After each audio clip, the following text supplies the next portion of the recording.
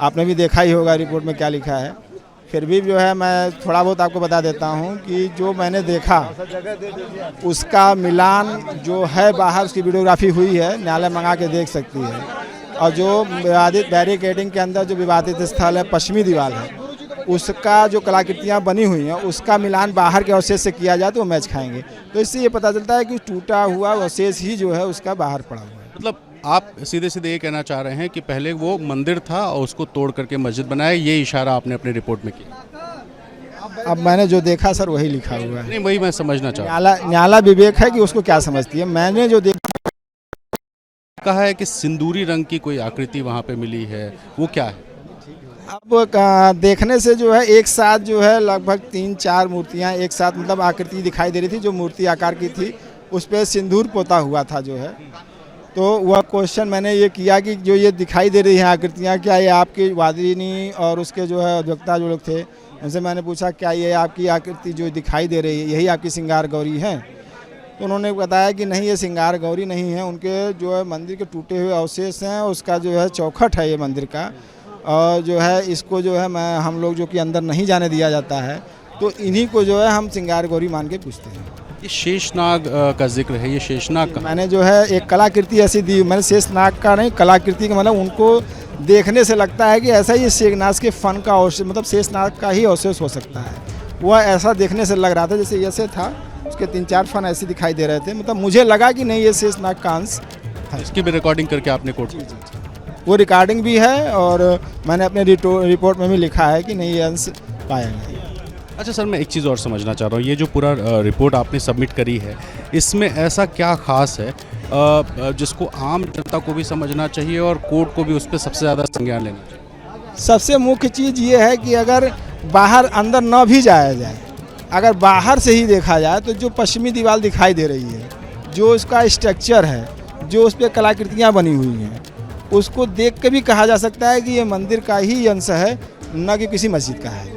अच्छा, एक अभी जो है मेरे पास जानकारी आई है कि जो विशाल जी ने रिपोर्ट दी है उसमें कहा है कि शिवलिंग जो है दूसरे सर्वे में शिवलिंग बरामद हुआ। आपके सर्वे में शिवलिंग जैसी कोई चीज़ नहीं, हमारा चूँकि वो अंदर की चीज़ें हैं, मेरे में मुझे अंदर नहीं जाने दिया गया था, इसलिए मैं उसको पुष्ट नहीं कर सकता क्योंकि वो दूसरे के क्षेत्र की चीज़ है, इसलिए मैं उस पर कुछ नहीं कर सकता। एक चीज़ और है कि सनातन कल्चर की जो है कुछ निशानियाँ मंदिर की मस्जिद के अंदर से मिली हैं, बाहर भी कुछ ऐसा था? हाँ, बाहर अगर आप लेंस लगा के देखेंगे जो पश्चिमी दीवार है उस पर पुरानी लिपि में लिखा हुआ, जैसे इस आकार का, जैसे हम उसको श्री भी कह सकते हैं एक तरह से।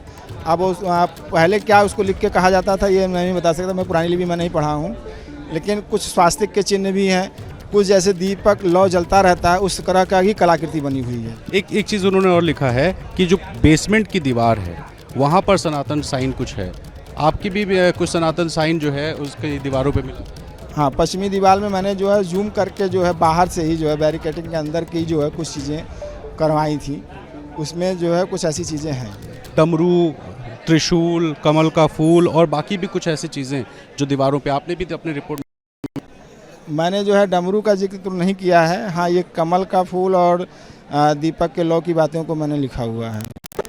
बाकी ऐसी मतलब मैं ये समझना चाह रहा हूँ सर कि जो रिपोर्ट आपने दी है, एक दिन की सर्वे आपको टेक्निकली कहेंगे, उस एक दिन में ऐसा क्या खास मिल गया जिससे कहा जा सके कि ज्ञानवापी मस्जिद नहीं है बल्कि मंदिर तोड़कर बनाई गई एक इमारत? देखिए, इतना पूर्ण तो मैं नहीं कह सकता, कुछ भी नहीं कह सकता, लेकिन जो अवशेष हैं वो मंदिर के ही अवशेष हो सकते हैं, किसी मस्जिद के नहीं हो सकते। अब आपने रिपोर्ट अपनी दे दी है, आपकी भूमिका अब और क्या हो? ये न्यायालय निर्भर करेगी। मैंने अपनी, आप रिपोर्ट उसको नहीं कर सकते हैं, न्यायालय ने मुझे रिपोर्ट सबमिट करने के लिए कोई आदेश नहीं किया हुआ है। जो मुझे न्यायालय ने दिया था, अपनी जिम्मेदारी समझते हुए मैंने वह चीज़ें न्यायालय को सुपुर्द कर दी हैं जो मुझे प्राप्त हुई थी। जैसे न्यायालय द्वारा मुझे रिट दिया गया था, मैंने रिट वापस कर दिया है, और उसमें जो मैंने 6-7 में जो भी कार्रवाई किया उसको न्यायालय को सुपुर्द कर दिया, सूचना दिया है वादी प्रतिवादियों को, उसकी जो है जो थी कार्रवाई, मौके पे जो कार्रवाई की गई थी, सिग्नेचर वगैरह कराए गए थे, मतलब न्यायालय का जो सामान था मैंने न्यायालय को वो दे दिया है।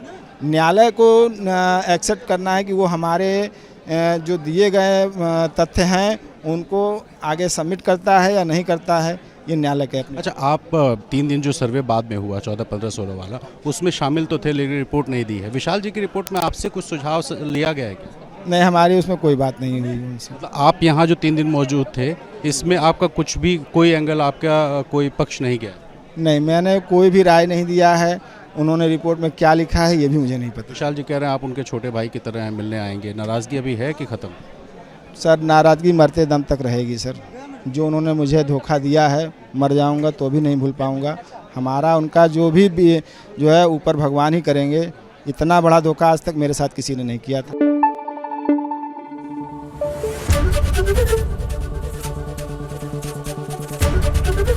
एबीपी न्यूज़ आपको रखे आगे।